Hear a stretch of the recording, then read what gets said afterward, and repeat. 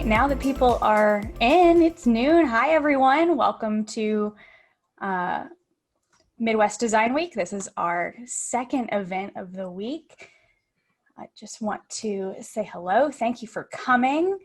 And I'm Kat. I am the Louisville AIGA chapter events coordinator.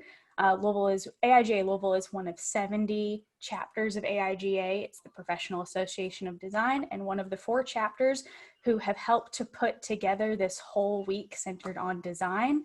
Our theme for hashtag MWDW 2020 is culture, and we've been very intentional about what culture specifically means to us during this time of the world. Our event lineup has been designed to celebrate all of the different interpretations of what culture means to a diverse set of speakers, including our keynote event on Friday night, Design for Liberation by Teresa Moses, who is the creative director at Blackbird Revolt, a social justice-based design studio in Minnesota. Information on all the events are available on midwestdesignweek.com.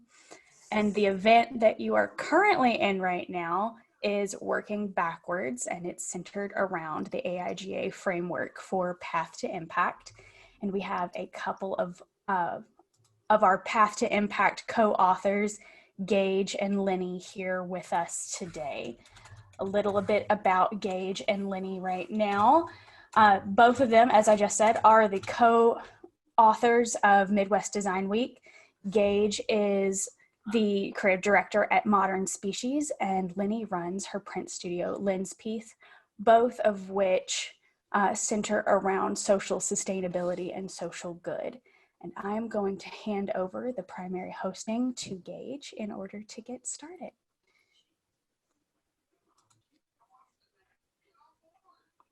Host. Yes. Off to you all. Nice. Now I have some breakouts. Perfect. It's going to work. Go team. Yeah. And thank you all for joining us. I'm going to share screen and get rolling here. Okay. So again, thank you all for coming to Working Backwards, Tracing Your Path to Impact.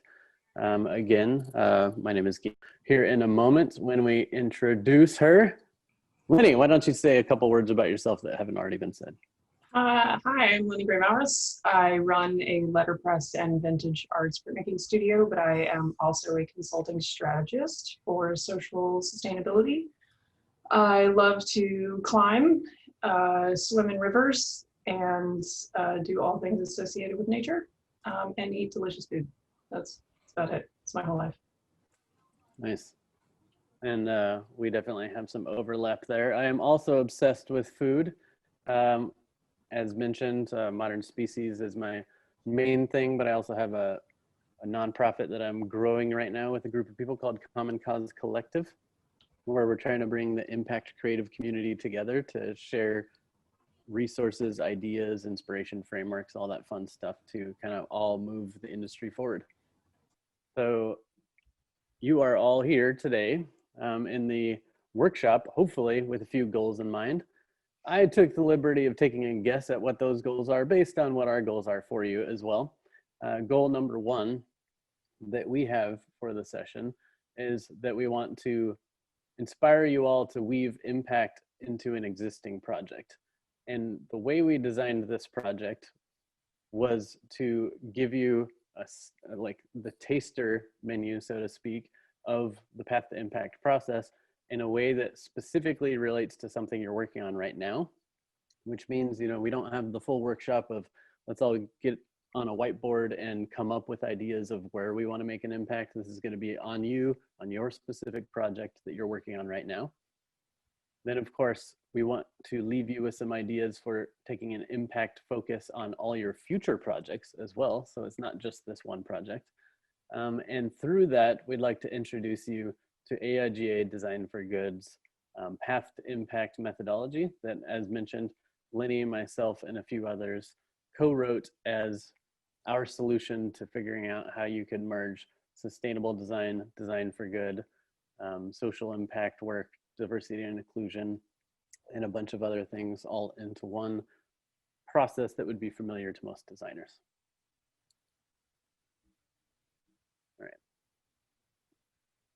So the agenda for today, we're going to first start by talking about the 4 impact areas as defined by the Living Principles, which was a precursor of Path to Impact. Then we'll start talking about your vision for impact, which is where you're going to just pick something to work on for the day.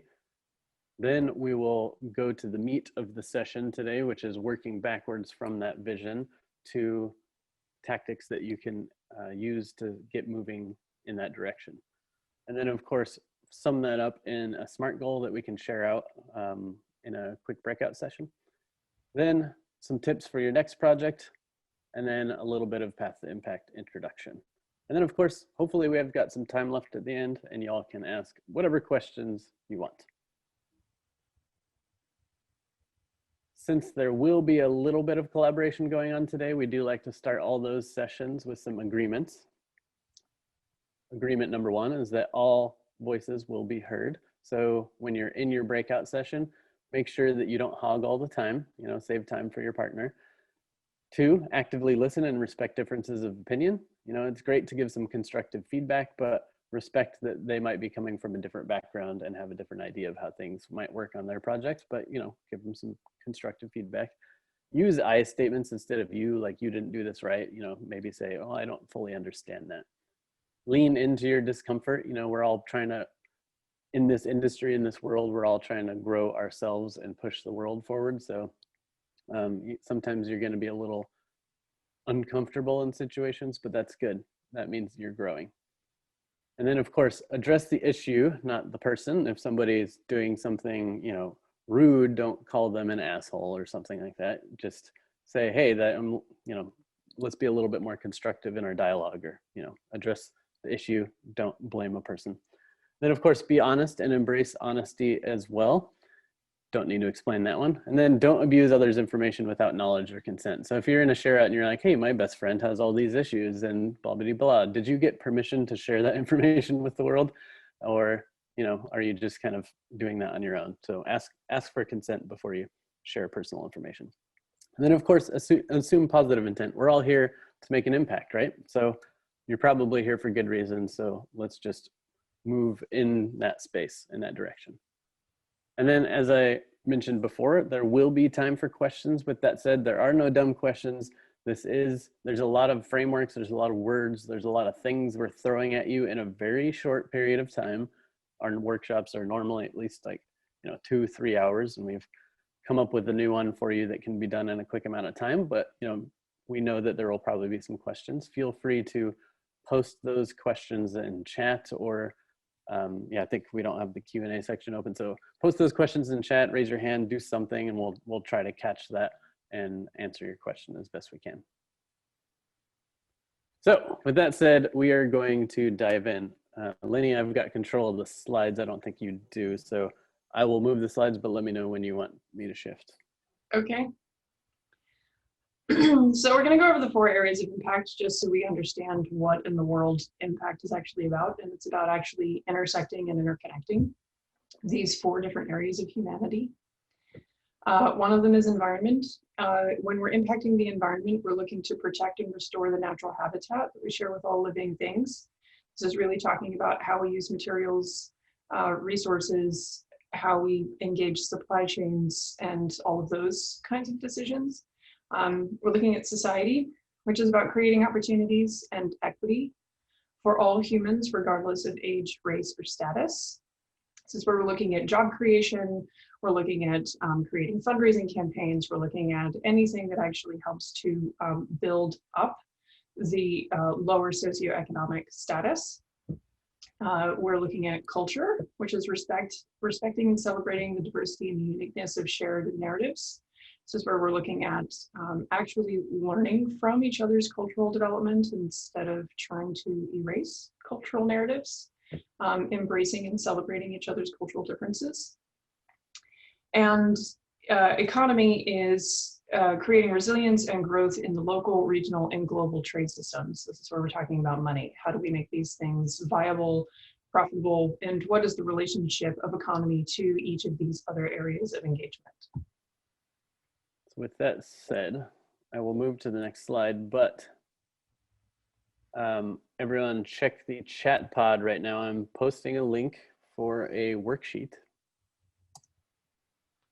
You can open that worksheet up. It's a PDF.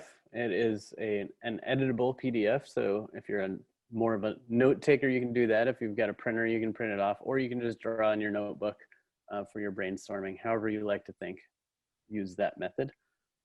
But the worksheet more or less reflects these exercises that we're going through. So you can use that to guide you through today, but also fill it out more after the event. Right, Lennie, back to you. Back to me. Okay. So we're going to be thinking of an existing project. This is hopefully something that you're already working on or that your brain already has in mind, so that way we can try to get a little bit more done in a little less time. You want to try and brainstorm out some ideas for making an impact in one of these areas. Now, hopefully when the session is over, you can kind of go through what we've done here and look at how you could take that same idea and apply it to the other areas of engagement. But for the purpose of this session, we're just going to focus in on one of these big areas of impact and try to think of all of the ways that your project could actually influence or create, like, what is your big vision for creating an impact in one of these different sections. Does that make sense, everyone? Okay, so we've got 3 minutes. This is going to be a fast-paced solo work for most of the session. So you've got 3 minutes to just be thinking. We'll just sit here and do a little dance or something while you're doing it. But just think of your existing projects. Do pie in the sky, big vision, big idea.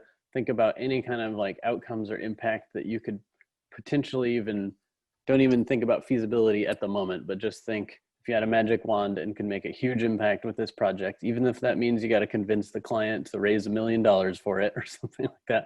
But just think pie in the sky, what kind of impact could you make?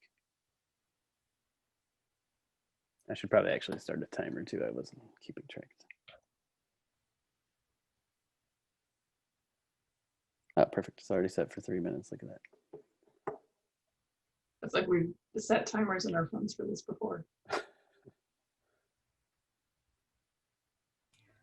I want to talk over these 3 minutes for just a second, as I forgot to mention our sponsors. So I want to give a big thank you for everyone who's attending this. Thank you to the AIGA chapters, Cincinnati, Indianapolis, Louisville, and Toledo for helping to put this on, and as well as our sponsors. I will share their slide at the end of this before we end. And I want to thank everyone for also who's attending so far.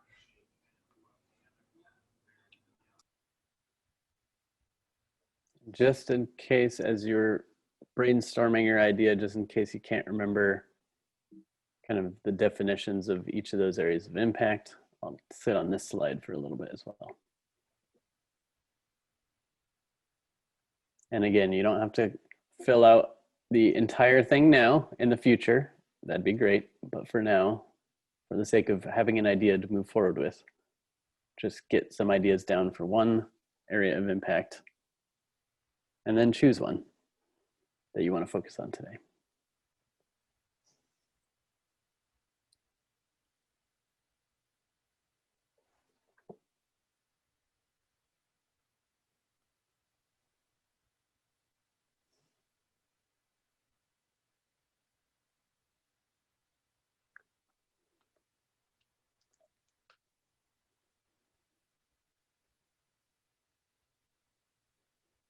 Note that if you're feeling a bit rushed or confused or anything, we do often do a full workshop on envisioning, but for now, just use your gut instinct.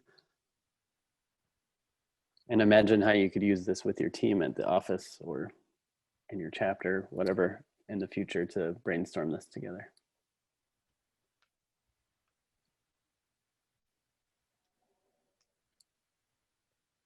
Okay. Probably enough time. I'm gonna move forward. I was just going to throw in that another reason for doing it this way is to remind us that everything we do does actually have an impact in each of these areas as designers, and then it's important for us to try and focus our work around the totality of what we do. And just remembering everything we create does influence each of these different areas. If you don't plan it, it might be a bad impact. If you plan it, hopefully it's a good impact. Okay, so now we're gonna get a little bit heady for a second and introduce you to transition design, which is, we'll call it one of the newer impact design frameworks out of Carnegie Mellon. This is the cone of futures, which is something they use in this process. What you're looking at here is on the far left, that point at the beginning is the present. And there's vast amount of possible futures that we could move forward with. So over on the right-hand side, you see the full cone is possible. Then there's a narrower chunk of potential futures that are plausible. Like some of them, like, hey, we're all gonna be on Mars in 5 years. Probably not plausible, but hey, it's possible, right? And then from those futures, there's going to be preferable future that you are designing for. That's kind of what the process is all about. You identify all the futures, all these little circles at the end are potential futures that you could come up with. Some of them are probable, ideally 1 or 2 or however many are preferable. Sometimes you'll have a wild card that you explore just in case, disaster planning. So just get that idea in your mind that from today to the future, there's lots of possibility, but that also means there's a lot of paths to that preferable future. So with the transition design framework, which we are using to kind of help you work backwards with your idea, they typically start from the future that you envision and then work backwards through time to the present so that you can figure out all the different tactics, strategies, and outcomes that need to happen in order for that impact that you envision to come to fruition. With that said, there's, life's unpredictable, the world's unpredictable. There's going to be a lot of tangential plans that are moving at the same time, and that's okay, because knowing that there's other paths to get to your end goal is great for when you hit a wall. So you might be on this top path here, and then all of a sudden hit a struggle and then have to reverse to the back path to go up towards your future eventually. So we're going to build a little mini version of this for your project. Here's what we're going to do. Starting with your future vision, let's call it that purple note on the outside that you've chosen.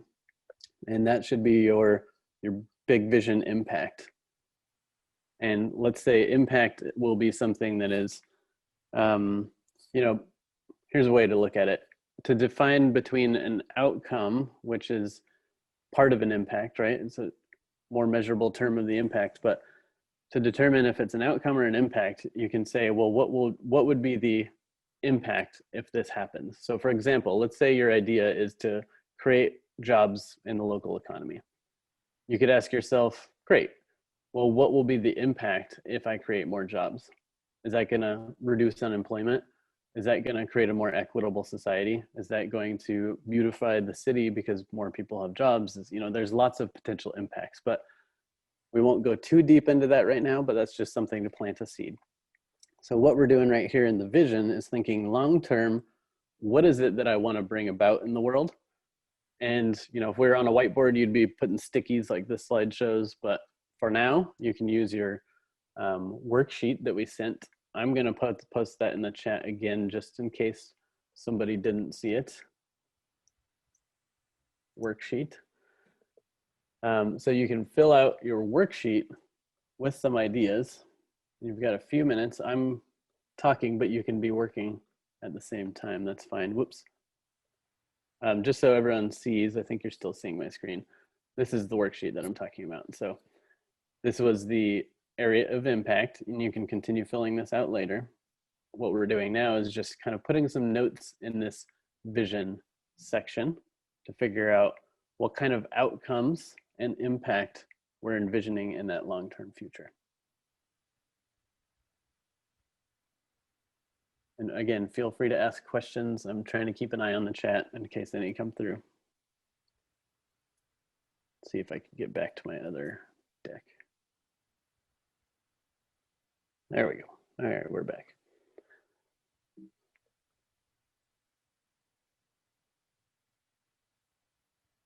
All right, so hopefully we've got some ideas down for the types of outcomes and impact. And I'm specifically using some of these keywords because they are some vocabulary you want to learn when you're doing impact work, because a lot of those words are what foundations and government and other people use to, you know, determine the value of your plan, measure your results, et cetera, so you can get funding.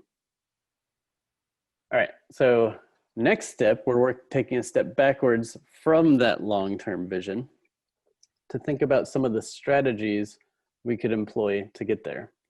So continuing down my example of creating jobs, let's say, what are some strategies that you could employ to create jobs? So maybe that would be, I'm gonna work with the community to co-design a new business that the community can own and run that will create jobs. There's been some good examples of that through some things like Project M, for example, where they go into a community, identify that there's a lot of wild bamboo growing and a need for jobs. So they co-design a business with the community where they teach the community how to make bicycle frames out of bamboo. And then they hand the business off to them, and boom, they've created jobs and a cool new product at the same time. So there's lots of different strategies, of course. Maybe you get a new bill passed that creates government jobs for cleaning up parks or something, but you know, just think about a bunch of different strategies. It's okay to have multiple, because again, you can have multiple paths towards your preferable impact or future.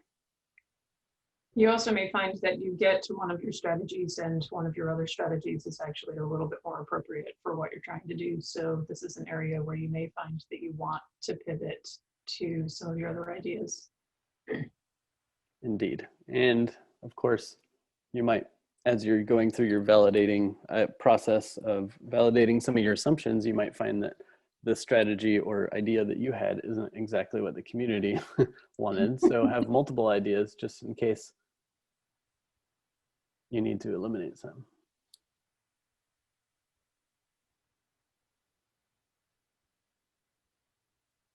Nice. I see Steve sharing in the chat pod with everyone some of the progress he's making. So that's fun to see. If anyone else wants to pop their progress in the chat pod, that'll be fun. There will be an opportunity to share out one-on-one in a little bit as well. Okay, so let's move on. So now we're thinking more short-term. You know, we started long-term vision, then we were thinking mid-term strategies. Now we're pulling back to the short term. And for this, we're focusing on tactics. So what kind of things can you put on your to-do list that could move you forward towards these strategies and into that vision for the future?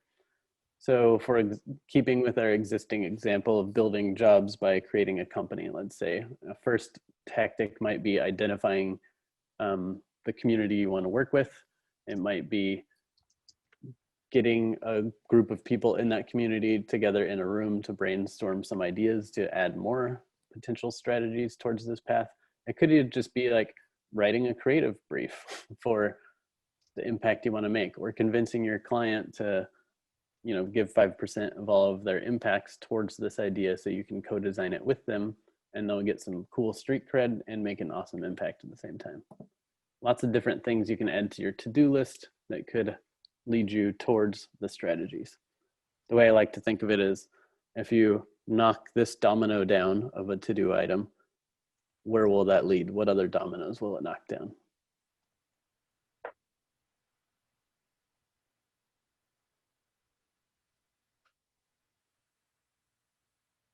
I see there were some questions in the chat that Lennie answered. So tactics are things that you do. They're like task-oriented things. Strategies are things that you plan. So they will have some strategy and metrics and other things behind them. And then of course, outcomes are the results of the work that you did, and the impact is the ultimate goal. All right, so hopefully everybody's got some ideas. Again, this is a process that you can use on your own with that worksheet to like come up with lots of ideas, or even work on another project, or, you know, explore other impact areas. But here's what we're going to try to get towards. As I showed you before on the transition design framework slide, what you want to do now is you've got all these sticky notes or your ideas. Maybe it's a little harder if you just bullet it in that sheet, but you could do this in your head or in another note file or whatever. But the idea is to understand, like I mentioned, the domino effect from one action to a strategy to an outcome to your future. And again, it's okay if that path branches off, because sometimes one tactic might lead you down an alternate route that still gets you to your goal. That's fine. Now you have two plans. You have one plan that you could be preferring and another plan that you can have as a backup. And sometimes those paths intersect as well, and where you'll come to a fork in the road and have to make a decision at that time. Or maybe you do both because you've got so many resources because your campaign was so successful, you raised even more money than you thought. That's amazing. And you get to make multiple impacts. That's awesome. You have $5 million. Yeah. So the idea is just to get a feel for where the connections are, which causes create which effects.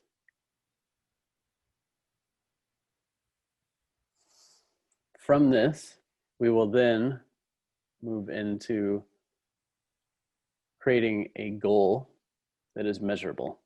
And for that, we like to use SMART goals, and Lennie will walk you through this methodology. SMART goals are used a lot in marketing and other areas of communication strategy. We find they're very useful for impact as well, because it helps us stay focused on what we're trying to achieve. The point of making SMART goals is to keep them from being too ambiguous and to get them focused enough so that we can create actionable plans around them. So the first is to be specific. The second is to be measurable. Third is to be achievable. Is it actually even possible to do with the time and resources that you have available to you? Is it relevant to the needs of the community, to the cultural context that you are inhabiting, to the world at large? And time bound, which is to give yourself a discernible time that you have to meet this deadline by so that you can stay accountable to yourself. Next slide, Mr. Gage. So we like to try and, give you a little Mad Lib to help you with these. So just to help you summarize what it is, and we've shortened it in a different way in order to pair it with the exercise that you've already got. So your vision, what you intend to bring about is a specific and measurable item. On the worksheet that you have for this, it says, I want 4 homeless people off the street. So you're actually going to help 4 homeless people, become housed people. That's specific, it's measurable, it's something that you can track. The strategy is your path to that impact. Is it achievable, relevant, and time bound are the next one. I believe the worksheet says by the end of 2021. So you want to put some kind of date or measure on that. And then how is it relevant? How are you going to do it? You're going to do it by partnering with nonprofit organizations that specialize in this particular area in order to assess the needs. And that's just one of the steps of the process, to find out who is already in this space that you can get insight and information from and potentially work alongside. Tactics is what you'll do tomorrow to get started. And that is what is the very first action item that you can take towards making that thing actually happen. We'll give you a decent amount of time on this because you're basically summarizing all the different things that we just went through. So again, in the future, you can have more time to do all the other steps, including this step, but the idea is to get a decent summary right now so that you can share it out with a teammate.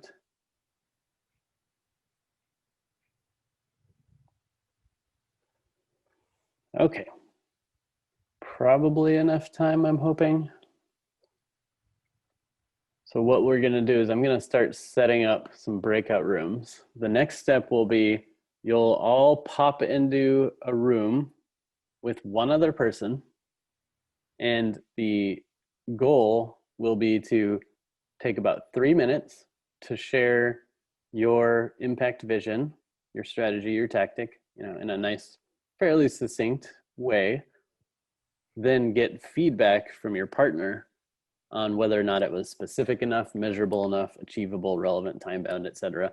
This is constructive feedback to help make sure that you've got this nice and tight, not necessarily to question whether that's a good impact goal or anything like that at this stage. Like, these are very quick ideas we threw on paper, so don't necessarily judge the idea as much, but judge the process. Are they explaining it clearly? Does it make logical sense? Did they do the work? I might actually put you all in groups of 3 just in case somebody's there and doesn't have like microphones set up or whatever. You'll still get the chance to share, but just try to keep it to like 2 to 3 minutes per person in giving your pitch and then getting the feedback as well. So, your pitch should take maybe a minute. So don't go on and explain the whole history of your idea or your project. Just kind of explain quickly your idea. Okay, welcome back, everyone. It looks like all of the rooms are closed now. I wish there was a way to get a feel for how that went for you all. I should have put a poll in the Zoom or something like that, but I'm hoping that was a fun exercise of zipping through some ideas and then sharing and getting feedback. Again, if we had 3 hours or a full day or something like that, we could do lots of fun interactions like that, but the goal was to just give you a tight little process that you can dive into deeper on your own. I'm hoping Lennie, are you here somewhere? I don't see you in my video anymore. Let me make sure. She's still labeled. I'm here. I was muted. Oh. Okay. I got it back. My voice is found. Great. All right. So we are going to spend a few minutes giving you some pro tips for using or for diving deeper into impact on future projects. Of course, this process that we gave you, you can go and flesh it out more on other projects or on the existing project or whatever you want. But here's some other things to keep in mind as you move forward in your impact career. So tip number 1, always start with the conditions you want to change for your beneficiary. So the conditions are the circumstances of, whatever you're trying to change. So maybe it's the condition of not having a job, or the condition of not having access to healthcare, or, there's a bunch of other things you could do. And then the beneficiary, of course, is who you're trying to help. So the beneficiary of your work.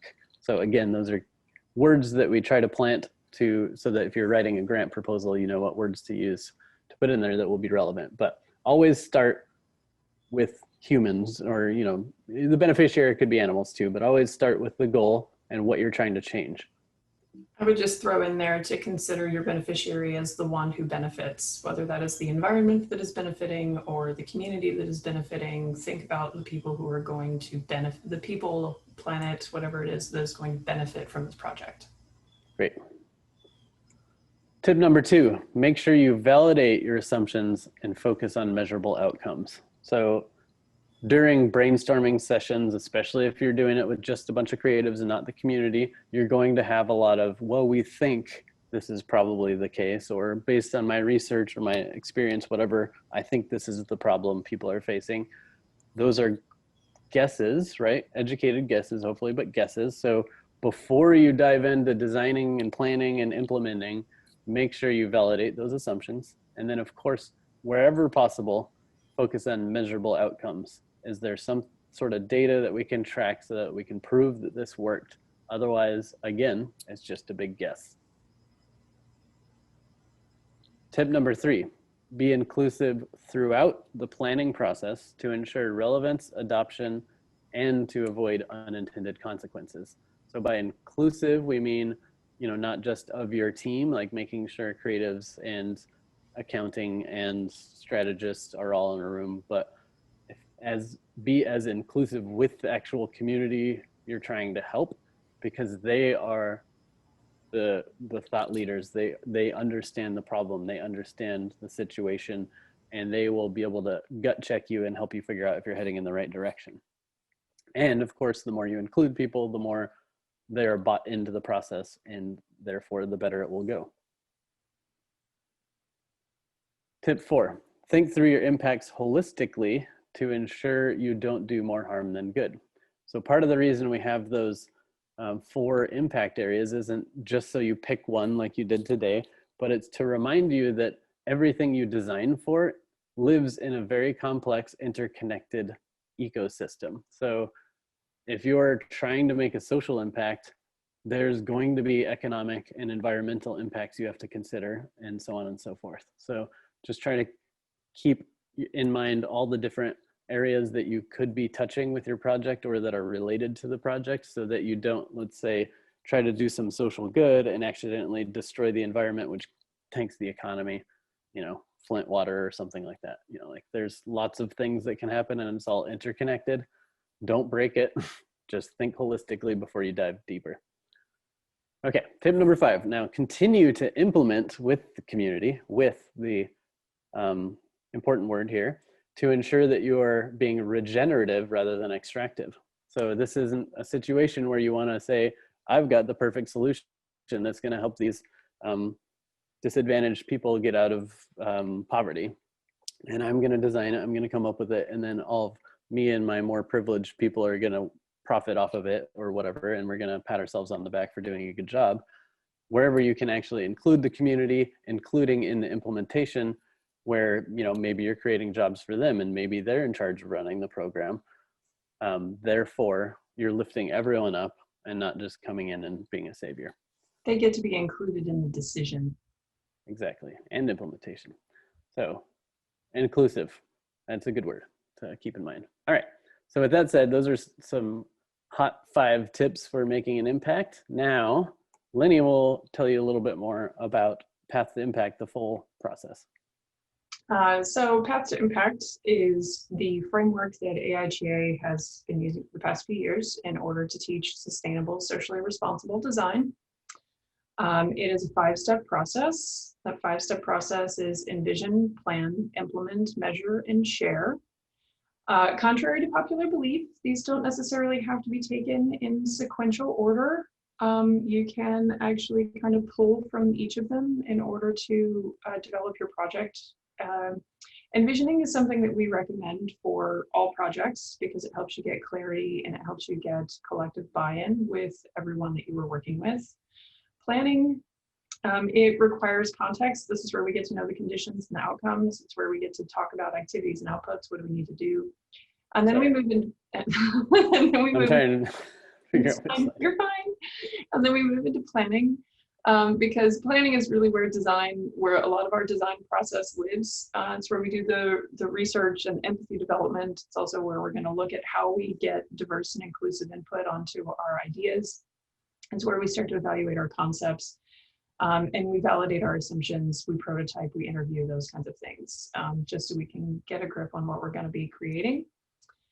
Implementing is the next step. This is where a lot of our sustainability work comes in. It's where a lot of our conversations around scope, materials and life cycle, collaboration and labor, consequences, unintended and intended consequences. It helps you look through your solution and determine the ideal scope of your project. It also helps you look at whether or not your vendors are ethical. And gives you conscious choice over your final decision-making process. Then we move on to measuring. Measuring is actually something that we do throughout the entire impact process. We have goals and SMART goals and metrics kind of woven throughout the entire thing, because we want you to remember that measuring starts at the beginning. Knowing what you're trying to measure, knowing what your metrics are important at the outset of your project so that you can actually keep your impact always in mind.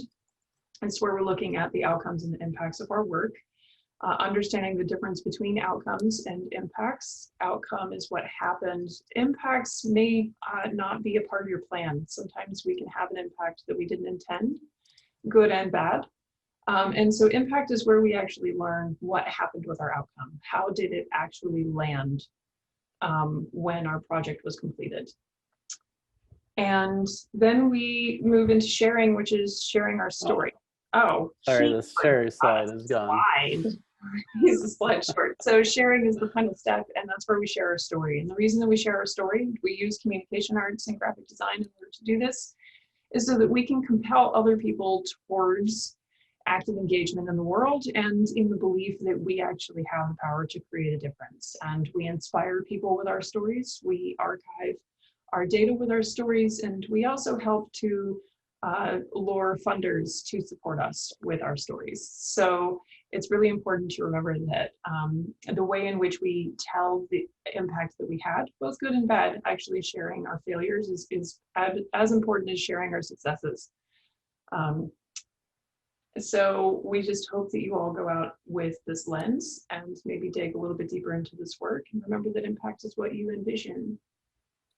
And I posted a link to the slides in the chat. I will pop the share slide in there and make sure the organizers have it so that if there's communication afterwards, they can get you the deck with the share slide. But hopefully the rest of it made sense.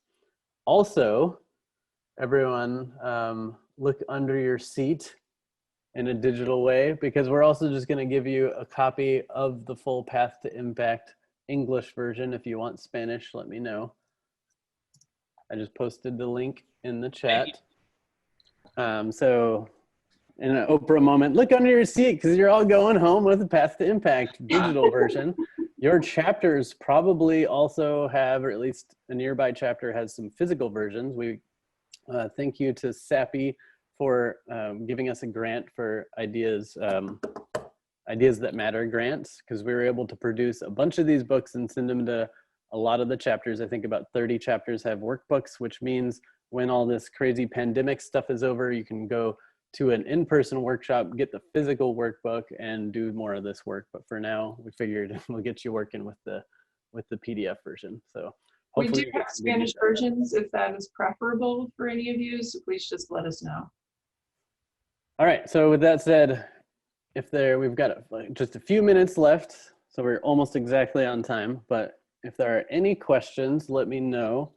I think there should be a way to raise your hand and I can let you speak, or actually it looks like I don't even need to do that. You can probably just unmute yourself. Or you can pop it in the chat pod, of course. I have a question here. Yes. First of all, thank you very much. Everything was great. So the idea I started with was very abstract. And then as you guys talked further, I'm like, oh, I need something that's more measurable for this exercise. Mm-hmm. So how do you, what aspects of this method change whenever you have a desired outcome that is not, it is not measurable, something that is abstract, like you want to just educate people, and that's kind of the whole goal. You want people to have a better understanding of something, Well, you can find out how many people participated in the education process. So that is something that you can measure. You can measure human bodies. You can actually measure their engagement or their understanding of the work through surveying. So don't forget the power of surveying. Your ability to actually interview and query the people that you are engaging with to figure out what impact the education had on them. You can measure the amount of materials, support materials that you have delivered to them.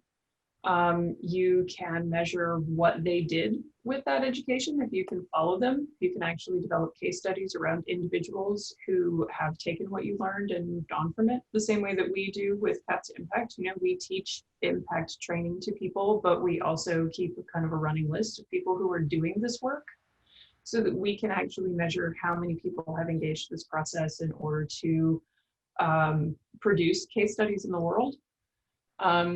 So there's still, don't think that ambiguity can't be measured is something that we're always trying to help people keep in mind. You measure loyalty by measuring retention. A lot of people aren't sure how to measure things like loyalty or trust, but you measure loyalty and trust by who is still around, who continues to engage. The repeat metrics, that's something that you can measure, and it's a measurement of people actually coming back for more. So I would inquire you to dig deeper into what is possible to measure. Yeah, that's fantastic. Thank you.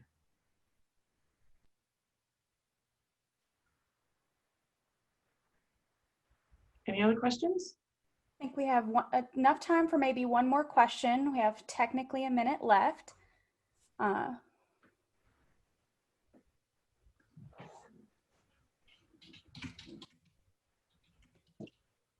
just want to say great presentation. Thank you. I really appreciate it. I just had a quick question, and it was more about the slides. I was absolutely impressed with the slides and the way it was laid out. What program was used to create them? Do you guys know?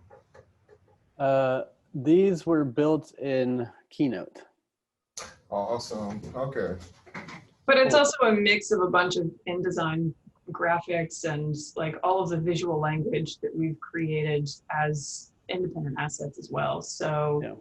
there's a mix of InDesign, Illustrator, and Keynote probably happening in here. Mm-hmm. Correct. Yep. Okay, cool. Thank you. If you're a chapter leader as well, we do have slide decks available in the chapter workroom.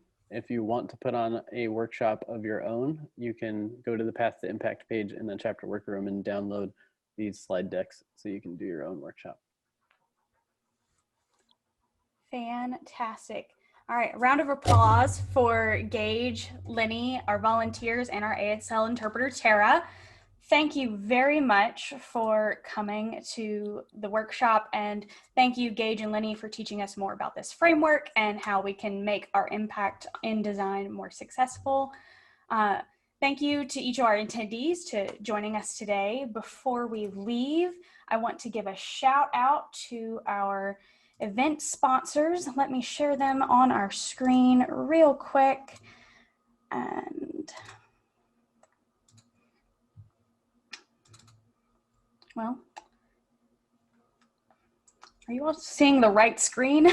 Yes. Okay, wonderful. So I wanted to say thank you to our event sponsors for helping us put on Midwest Design Week. This is the first collaborative virtual design week amongst several AIGA chapters. We do have a few more events left for this week, so if you're interested in joining in, information on events are available at midwestdesignweek.com and in our Slack channel. If you have any questions at all, feel free to reach out to us on Slack. Remember that anyone with the MWDW tag in their names are part of the organizing team and can help you with whatever you need. And we hope to see you all tonight at our final event for the day. The first day of Midwest Design Week, the 3 Ions of Design, Passion, Vision, and Mission with Mike Nichols. And I believe that starts at 7 p.m. So thank you all, and thank you, Gage and Lennie, for teaching us more about Path to Impact. Thank you. Now go forth and make an impact, everyone. Appreciate it. Have a good conference.